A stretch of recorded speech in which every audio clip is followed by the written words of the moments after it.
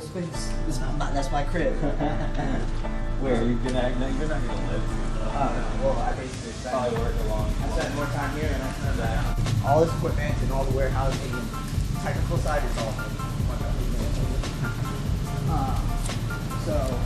We had a show last week for Bruno Mars.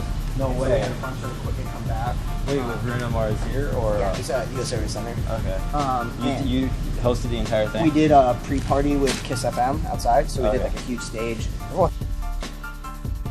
My name is Will Curran. I'm the president of Endless Entertainment. Endless Entertainment, we love to bring youthful energy to events through lighting, sound, staging, and entertainment like DJs and MCs and live professionals. So we've been doing events for a really long time. And you know, I just graduated from ASU, go Sun Devils. And you know, I'm just kind of trying to grow my company as much as I can right now and hustling as much as I can.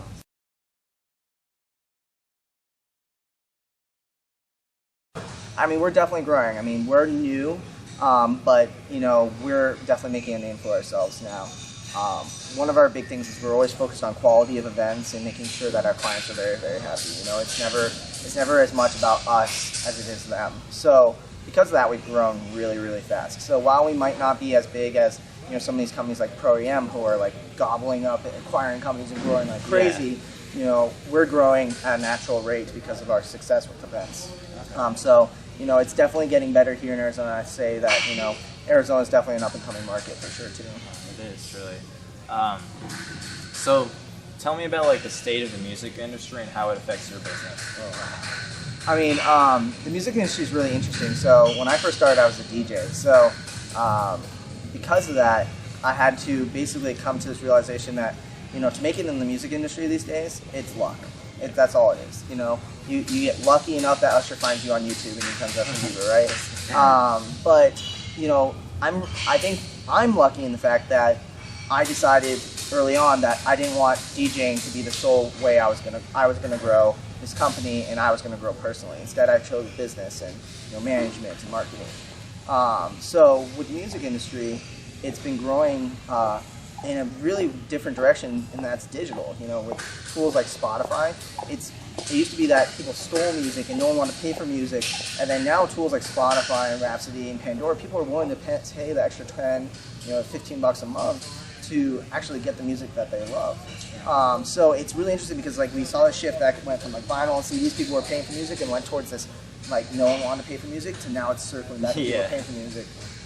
You know, so I mean, I'm personally a huge Spotify user, so I think that music industry is going in a great place, and I think that with the advent of digital music, stars are coming up like crazy. I mean, we're talking about all these events, and people are saying, "Oh yeah, we're doing this event for this artist," and I'm just like, "Wait, who is that?" Yeah. And they're like, "Oh yeah, he just got, you know, found on YouTube, and he's huge. He's all over the radio now." In like the span of a couple weeks, so it's been really, really interesting. But I mean, the fact that music is still strong and still such a big part of everyone's culture, we're able to continue to put on music. Who are you most thankful for, and who's that person that without them you'd be nothing? Oh, that's a really good question. Who am I most thankful for, and without them I would be nothing? I mean, that's a really, really hard question because I think that you can't really always pinpoint it to one person. I mean, if you have that one person that could literally change your entire life, like in 100,000 degrees different, right? I mean, that'd be amazing. But I think that it's all about the combination of people. It's all about being able to find lots of people that can really help you grow. I've been really good about making sure that, you know, I pick the right friends who are there to support me. You know, make sure I have really great business mentors. Make sure that you're surrounding yourself with the right resources. I mean, obviously, like, you know, your parents are a really huge influence as well. So, you know, I can't really pinpoint to one person, but I can say that definitely without people, I wouldn't be where I am today. Right. So, you know, just making sure that you build up a really good network and you're surrounding people to support you. And I think, especially when it comes to business, it's always good to have that group of people that can support you emotionally, business-wise, and then also, you know, just, you know, intellectually as well. It can teach you new things as well. So. Okay.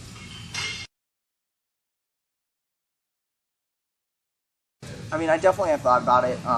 Definitely when you become a DJ, the people that become really big are the ones that produce music. Yeah. You know what I mean? Like, no one heard of Zed until finally Clarity came out and it was all over the radio, right? If he was just a DJ playing, someone else's music, he would never really make it big. I mean, those DJs barely make it.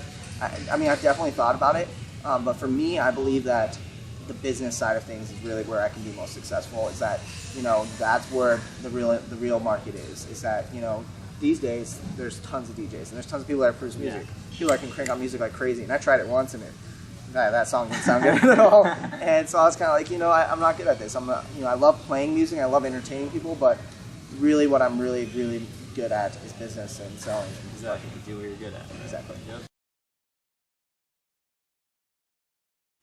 I think that when you first start in business, it's always really good to have a niche and have a specific idea of exactly what you want to do and stick to that. I think that a lot of people try to do everything, jack of all trades, master of none. But really, it's all about the niche game. Especially when you're first starting, you have to have a niche and you have to stay true to it to show that you're really, really good at that. And then you can start to branch off into other areas. So when I first started, it was teen events, high schools, colleges.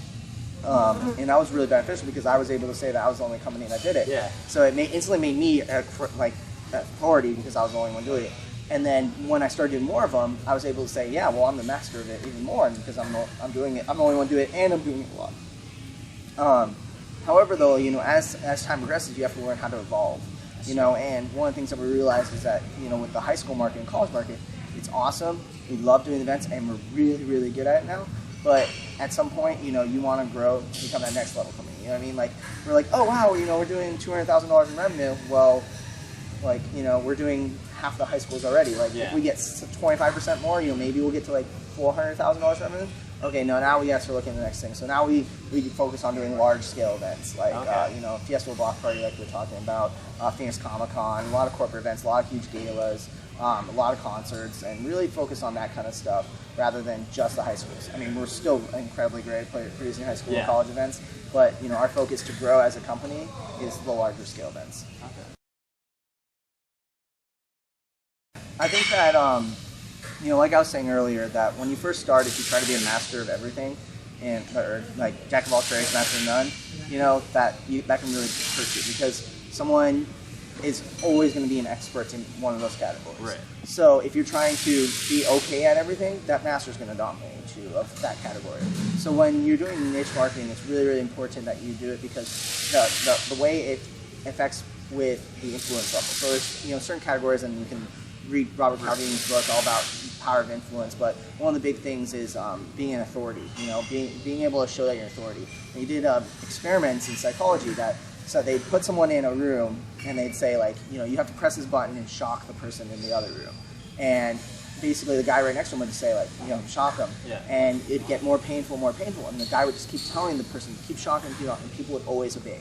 They would always obey because people have a natural need to listen to authority. That's true. So, if you're able to develop a niche and become that authority in, for example, teen events or, corporate events or like app creation or whatever it is, you are able to really put yourself above people and people are more likely to listen to you.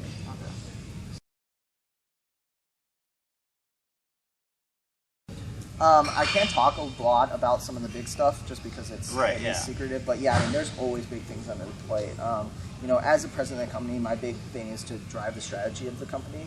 So I'm always constantly focusing on, well, what is that next big thing, and then what are the pieces that are needed to do it.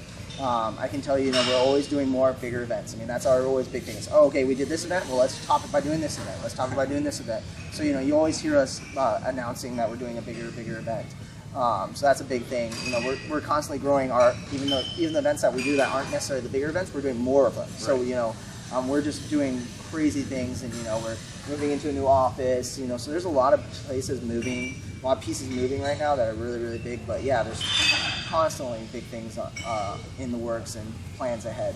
So I like to say, though, that you can't predict the future. Yeah, that's true. And if you do, it usually goes in a different direction than you're playing. So my story with that is that when I was a freshman in college, I was basically, my company was just a DJ company at the time. We were DJing like all the little small AC events, and I said to myself, by the time I graduate college, I want to do one large scale event. And my goal was to do, like, a large scale event for me was like 1,000 people, bring out like a concert sound system, some concert lighting, you know, maybe like a $3,000 to $4,000 budget, you know, or something like that. And I thought, I was like, you know, if I can do that, like, I'm set. Like, man, I'll be so successful.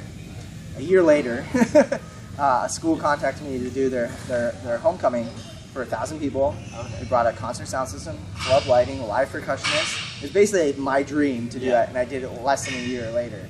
And you know, so you always set goals in your mind, but you usually, you know, you'll accomplish them. But then you have to be able to readjust and go, okay, well, what's next after that? So, you know, it's like, oh, I did one large scale event. Well, let's do 5 of them. Okay, now, like, you know, and then like a year later, we're like, okay, now we need the ability to produce 5 of these on one night. You know, and so that was always fun. So I was constantly moving around. Scaling larger in a very short amount of time. Yeah, exactly. I mean, scaling is definitely one of the harder parts about business, but, you know, the really successful people are good at it. That's true. Yeah, that's a good one. Biggest challenge. I mean, you know, I mean, there's constantly challenges you have every day, you know, so I don't like to say, like, oh, when I was having this trouble with this client or this, or I was having this trouble with, you know, trying to get the sale, this might be a struggle. No, like, I mean, like, I think a big struggle is just something that's kind of constantly going on is, you know, like, definitely how do you grow the company to the next level, and then how do you keep it sustainable, and then how do you keep it sustainable for yourself? Right. So it's like, what are the effects of growth that you have? So that's like a constant struggle that everyone's gonna have when they're growing their businesses. How do you, like, the biggest thing for me is like not getting burnt out. So, you know, with me, I do events. So I'm working, you know, 12 hours off of one show, and when you're doing that on Friday or Saturday, you know, and then you're working 50 to 60 hours during the week, you know, you're putting in sometimes 80 hours, 90 hours a week, sometimes. Yeah. And it's really, really, especially like, there's just normal event people that work for event companies that get burnt out. Imagine being the CEO of one. Yeah. So, you know, for you to not get burnt out, I think is really, really important for someone to learn. And everyone's different. So, for example, for me, I have this kind of, I call it a rhythm. So, you know, I go work all during the week. I usually have a show on Friday or Saturday. I usually DJ at those shows, or I am some sort of like I get to get something creative, not just purely like business decisions, stress kind of stuff. I really get to get my creativity out. And then usually Sundays are my day off. Like, not usually. It's 99% of the time I make it so I do nothing on Sundays. Like, I don't have any plans. The only plan right now is like Dexter and Newsroom are on air, so I watch Dexter and Newsroom. But you know, I try to figure out what that rhythm is. And for me, it was that, you know, for example, over summer we didn't have as many events, so I'm in the office a lot, and it's really quickly for me to be like, just so sick of this. I hate this. Like this just sucks. Yeah. You know, and then there's sometimes where we'll literally, like, during our business season, I'll be working shows like 5-6 shows a week, right, or be out at shows somehow, or like involved in shows. I remember one of those times where I was DJing like 5 times in 1 week, and it was exhausting, because then, you know, you got to figure out what it is. So for me, I found the perfect rhythm is office, creative, break, and then recycle again. So, you know, that's a huge challenge. I mean, and that's kind of how I've overcome it as well, is just figuring out what my rhythm was and sticking to that, because, you know, you can definitely be one of the smartest people out there, and you can, you know, really get the best people in, you can have the best product, but if you're not able to keep it all together, you know, you're not going to be very successful, and, you know, bad things are going to happen. Have you seen the Simon Sinek video? Yeah, so if you guys haven't seen it, Simon Sinek, Start With Why. It's a book. He also has an awesome TED Talk that you can watch. I make as many people watch that video as possible, because it's it applies to everybody, whether you're in a job or you're starting a company. You have to know why you do something, because during those struggle times, that's the question you're asking yourself. Why am I doing this? You know what I mean? And that's definitely a question that pops up all the time. You know, for our company, our why, and we like to say why we do this, there's a movie called Groove. It's about, like, it's from 1999, I think it was, and it's about this rave in San Francisco, and, you know, it's basically an illegal rave. They bring in these big DJs, and they get shut down, and like all these things, like what's like going through a rave. And then at the end of the movie, after they've been shut down, they go not the assistant, but one of the planners talks to the main guy in charge, Curran, and goes, so why do you do this? You risk getting arrested. Like it could cost you lots of money. Like there's just so much stress. Why do you do this? He's like, you don't know why? He's like, no, why? He goes, it's the knot. And he's like, it's like the knot. And he's like, yeah. So one time every party, someone comes up to me and says, thanks for doing this. Like, thank you for making this happen. I really needed this. And they nod. Then I nod back. So it's kind of like this mutual understanding of creating memories for us and the experiences that we create. So, a lot of times, like for example, on the production end, we're like ninjas in the background. We're like, you don't ever see us, but we make this entire stage and everything happen. And then sometimes, we're on stage and people do get to see us, but the biggest thing is that we get to create these experiences with people, and we might not necessarily meet them, but just to know that you're creating those experiences is really, really huge for us, and everything that's associated with that. Okay, so like just pretty much impacting their lives in a really great way. Yeah, I mean, not necessarily even just impacting lives, because that's like real, like to say like, yeah, you changed my life with this one event, that's really like, woo, man, I mean, I could do that, but, that's really, really tough. For us, it's just like, even if you just change like that their night, and like they're like, I had a great night, or I really like, I just needed this for this one. Like I was broke up with my girlfriend, and you made my night awesome, and that's what it is for us. Just the experience that you can create. Then, so, starting in high school, did you have all the resources to start DJing? Heck no. I was really lucky that my parents always supported me, but I was also very lucky in the fact that they weren't like those, you hear about those, like, oh yeah, I'm gonna buy your Beamer, kind of like parents, like, oh, whatever you need, I'll buy it for you. No, my parents were very much, if you want it, you gotta get it on your own kind of thing. And that kind of taught me to hustle really, really early on. So when in high school, when I first started DJing, I first started with an internet radio station, and then my DJs recommended I DJing, so I bought I torrented it. I had this DJ software, and you could mix online. I mean, a lot of people have seen the DJ software, and I mixed my first tracks, and I was just like, that was awesome, and like I think I recorded it and like sent it to one of my DJs, like, dude, this is so cool, like, and like, I spent no money doing that. I already had all the music, and he's like, yeah, you should try DJing, and so I tried that for a little bit in software, and I was like, I really like DJing, and then at the time I was doing web design, so I actually had to, I was a nerd, man. So I was doing web design, and I was making websites for people, and I had $400 saved up from making websites. And, you're a freshman in high school at that time. You can't spend $400 fat. Like, God, I don't even know I spent $400 on it if you gave it to me right now. You know what I mean? So like, I was just hanging on to money, and I had $400 from doing this web design. So I was like, I'm gonna buy like a DJ in a box kit. It was literally called DJ in a box, and I was like, I'm gonna try DJing. And then at the same time, I was like, well, I have the DJ, the 2 turntables, a mixer, headphones. Like I can DJ, and I have my own home stereo speakers. But I need records, because this is before CD turntables were really popular, and things like Serato and Final Scratch were just becoming popular, where you could actually use MP3s and DJ. So you had to buy records at the time. So I was like literally at the end of that generation of like buying records as a DJ, and records are expensive. They're $10 for one song. So if you're complaining about buying 99 cents for a song, try and be a DJ, and you're like, I really like the song, I want to include it in my set. You might not ever play that song in your set. But you have to pay $10 for this record. In my melt. There's just so many bad things about records, right? So I actually convinced a DJ. I said, I'll make your website. You give me like 20 records, which it was like equivalent to what it cost me. Basically, about cost me to make a website, right?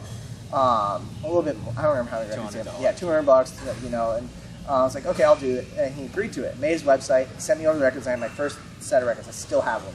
And so I actually had I had to find my own resources. You know what I mean?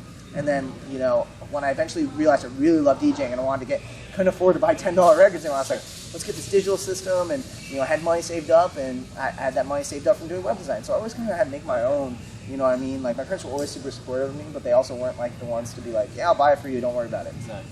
And which is good, because, if your parents are doing it for that, you don't learn the hard-earned, what it costs you to make money. So.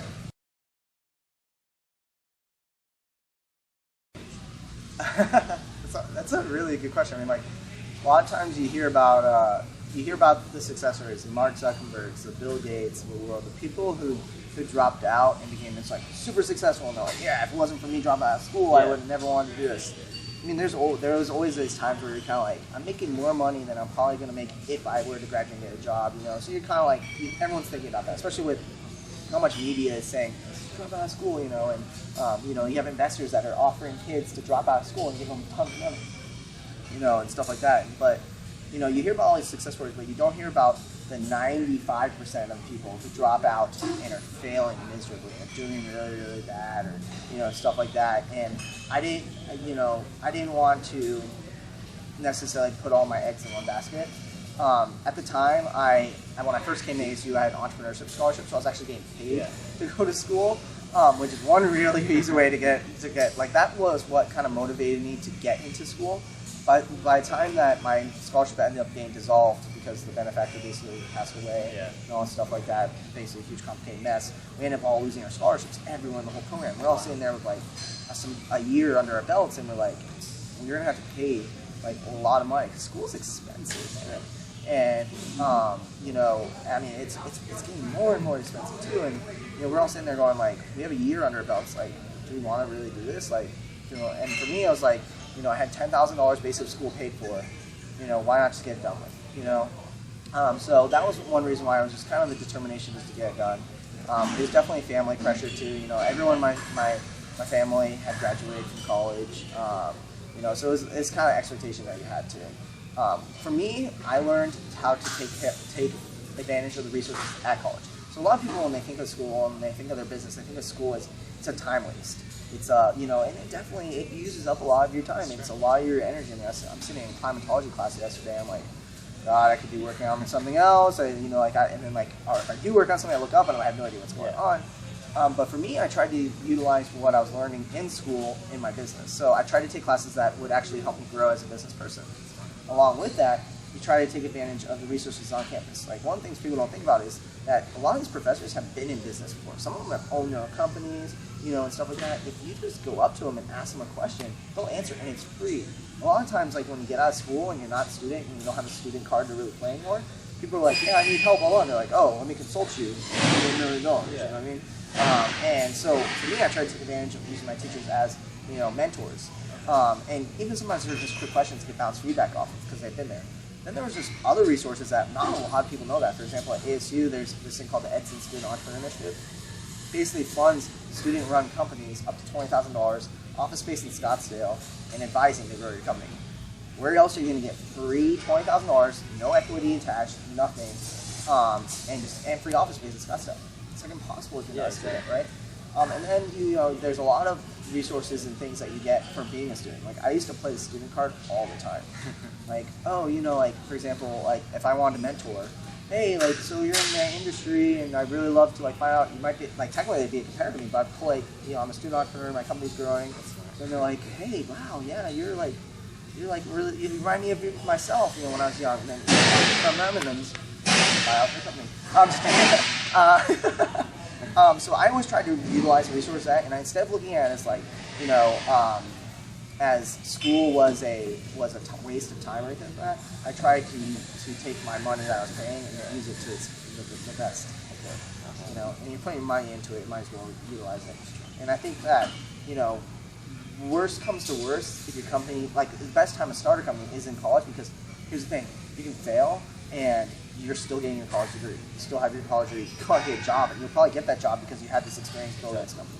So, you know, that's my opinion for sure. And I think that, you know, anyone who's really, really good at what they do, and the whole purpose of building a business is to delegate everything anyways. So having school there to suck away some of your time almost causes you to learn how to delegate faster, because you're like, I don't have all the time in the world. I got to work on school. I got to do this. I got to do this. And I learned to really delegate and find people that could run my company for me, so I could finish off school and finish off my projects and stuff like that. So if anything, I mean, like, it's a good motivation for you to delegate your company faster too. There is no average days for Will Curran. I mean, that is actually kind of true. Yeah. For me, it's like my Mondays through Fridays, I'm an office jockey. So I'm like in the office working with my staff. I do a lot of meetings now. I'm at that level where I'm usually at a meeting either to try to convince a client to use us, or I'm at a meeting to try to build a relationship with someone for something, or I'm just trying to keep a relationship going. So I spend a lot of time in meetings. That's a big chunk of my time. I spend a lot of time doing emails too. It sounds like a lot, like really boring. A lot of people think about that. They're like, oh, I want to get to that level where I'm just in meetings and stuff like that. Or I don't want to get to that level, but you're spending the time growing your company, so it's like it is fun for me. I do a little bit of time, touch a little bit of every department in the company, from marketing to operations to finance to production and every single category, because I created the company, I know about every aspect of it. So I know I know exactly how we should be keeping our books. I know exactly how we should be managing the productions and stuff like that. But I don't try to get in the way of those departments. And they're just to spill knowledge and kind of move on so they can continue to do their jobs. A lot of Monday through Friday I spend a lot of that, just kind of keeping things moving, trying to grow the company, working on projects and stuff like that. Fridays and Saturdays are usually show days. I'd say it's 75% of the time I'll usually be at a show somehow, either setting up and managing a production of a show, or doing the lighting design for a show, sound design for a show, or video design, or I'll be entertaining. So then I'll be DJing a crowd or emceeing a crowd or something like that. And then Sundays are sit on the couch and fall asleep. Literally just sit on my couch and don't move. Like that's how all of a sudden my body just regenerates, and by Monday I'm like, let's go. That's awesome. Yeah, that's kind of an average week for me. Not even average. No, not at all. I love a lot of favorite books. I was lucky that my dad loved books, so he was always constantly kind of pushing me to read. I didn't like to read though. Yeah. I was kind of like anybody. I was any typical high school student. Like, I didn't like to read. I avoided summer reading until the week before school, and I tried to cram the entire book in, and just enough to basically pass the discussion for when you're talking about the book to be like, yeah, I totally agree. Yeah, that character did. Yeah, but it wasn't until I realized that there's books about things I actually liked. Yeah. You know what I mean? And I don't think that we're really taught that is, hey, find out what type of books you like. So I found out the thing I got hooked on books was marketing stuff. So I remember reading Guerrilla Marketing by J. Conrad Levinson, and I was just like, what? That's the coolest. I was like, man, I never thought about that. And it got my mind racing. For some people, it's fiction books. You know what I mean? So you'll find people that are super hooked on fiction. But for me, I didn't like fiction because I was like, what do I get out of this? Exactly. You might get a full story, you might be torn to page, but if I want to get entertained, I'll go watch a movie. To be honest. But I think that too, with our generation, with how fast we get information, it's not only just books, but also YouTube videos. Not a lot of people realize how many a lot of people have heard of Stumble Upon. Everyone thinks it's it's a big time waste. What I do with my Stumble Upon is I put business categories like marketing, entrepreneurship, business, HR management, a couple cat videos. But mainly business, and what I'll do is I'll stumble upon videos before I go to bed. So I'm watching lectures of Harvard Business Review, and I learn a lot of ways that way. I mean, it's really hard for me to read because it's by the time I get to my couch, I'm usually just so exhausted. Yeah. I'm fall asleep. But yeah, I mean, if you need something, a lot of times the only way you're going to get that information is from books. I mean, the people who know what they're doing, they're writing books. That's true. So, favorite books though, Daniel Pink Drive is a really amazing book. It's about motivating people beyond money, and that money actually doesn't motivate people. So it's understanding the three main reasons why people are motivated to work. Anything by J. Conrad Levinson with Guerrilla Marketing is really, really good. I'm a huge fan of Seth Godin, and everything Seth Godin writes is fantastic. He's just a marketing genius. Right. I'm a huge fan of Guy Kawasaki too, and his very kind of upfront business style. So he wrote Art of the Start, which was one of my favorite books when I was first starting, because it taught me how to really grow your startup in the initial stages and how you pitch to people and stuff like that. And he's done a bunch of other books as well. Let's see, other great books. Good to great books, stuff like that are really, really good. I'm at that stage where I'm reading a lot of books to learn about how companies went from my size to becoming huge size companies, and a lot of sometimes situational stuff too. So for example, I'll read leadership books when I need to learn more about how to become a better leader, marketing books when I need a little bit of marketing history, stuff like that. But yeah, we have a bookcase which you can kind of see in the background right there. And obviously we're waiting to get into the new office here, but we literally that entire thing is filled with books that our entire staff can read, from management to HR to selling and everything like that. So.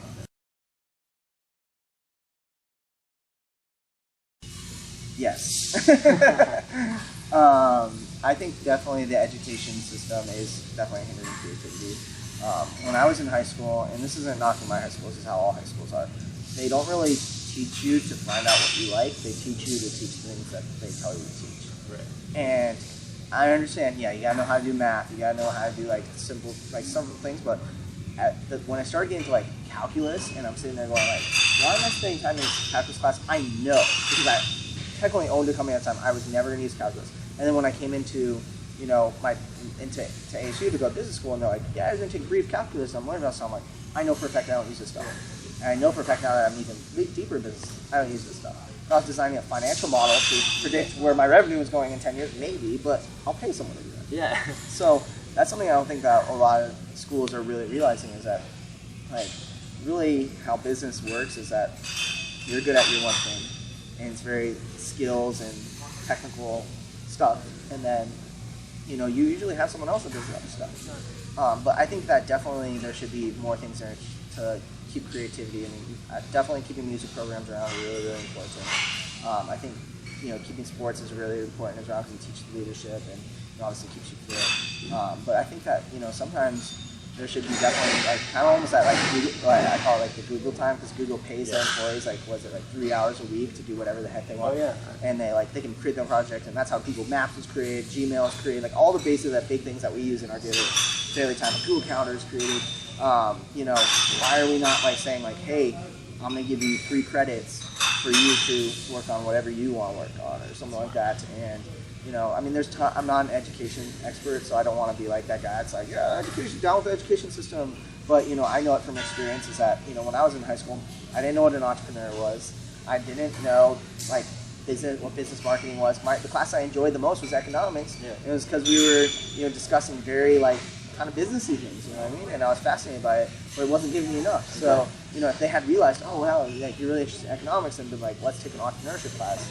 You know, some schools are getting better at it, but you know, I think definitely the creativity definitely needs to be there.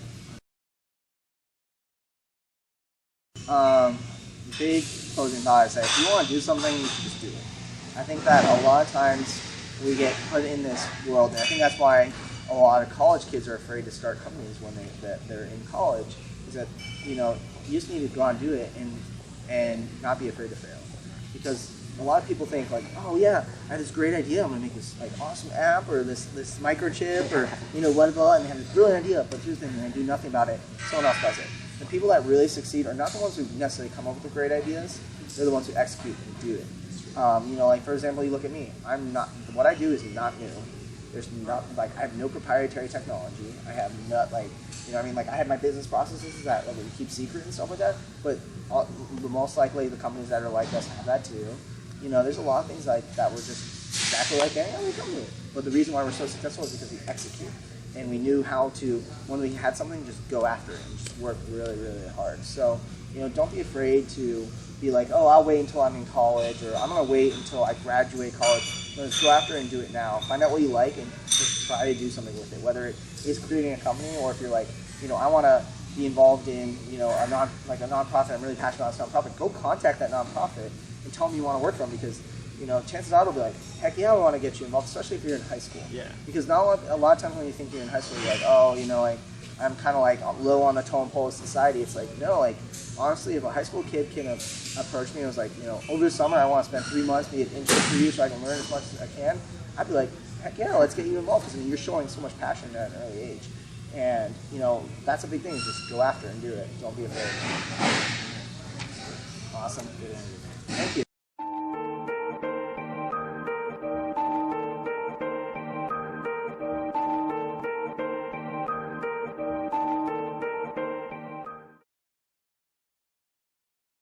This is what you use, like for the Fiesta Bowl? Yeah. I remember that, right? Yeah. Okay. Yeah, all the trussing and stuff like that as well. Okay. We kind of purposely made a little bit more. You guys did a show last night or last week? Last week. Last week, okay. Yeah. We had a couple stuffs come back from like other companies renting it yesterday and stuff. So does this office space, like, do you pay a rent, or is it like an entire year free for you? So the first year is free, and then we pay rent. So we're just kind of. But you're planning on buying it, or is that just like? I am not planning on buying this building, for the official record of being on tape saying that.